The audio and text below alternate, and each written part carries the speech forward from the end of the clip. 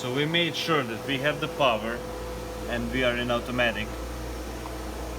Next thing, after selecting the program, we have to highlight it in blue like this. And we also have to make sure that this program has quantity of 1 and the piece count of 0.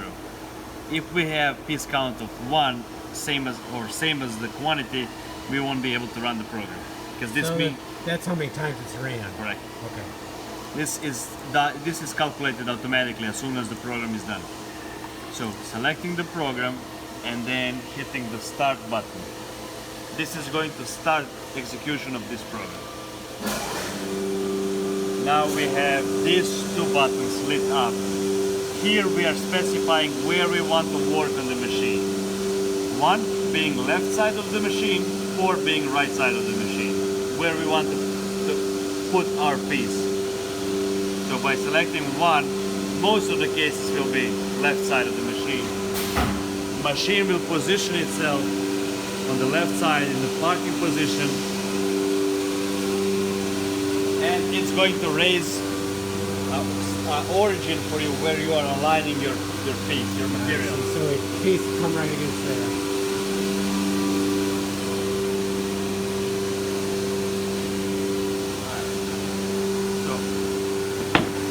Putting my piece down, I'm setting it up flush with the origin, and then I slide it all the way left to sit into the left origin.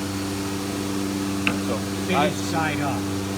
I want to have my material sitting 90 degree into these two stop origins. With the finish side up. Yes. Now I'm hitting the pedal down there. That is going to activate vacuum on my panel. Right now, my piece is stick to the table. Wow. I want to go back here and I want to check my vacuum readings. My vacuum readings are minus 0.7.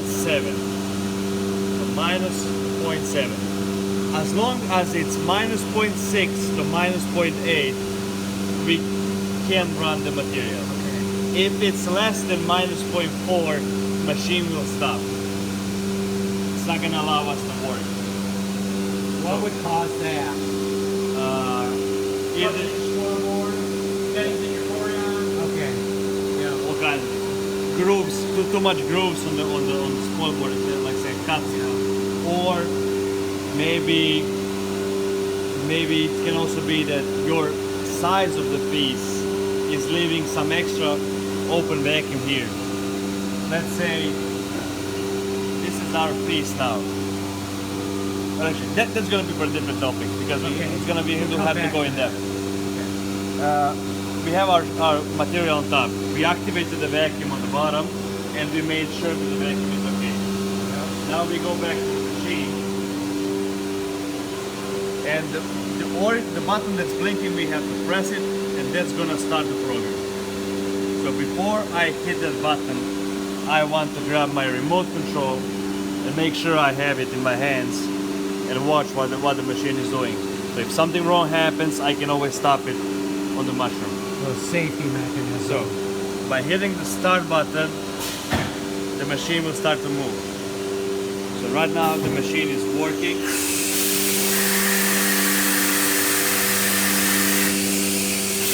Grabbing the tool we specified in the software.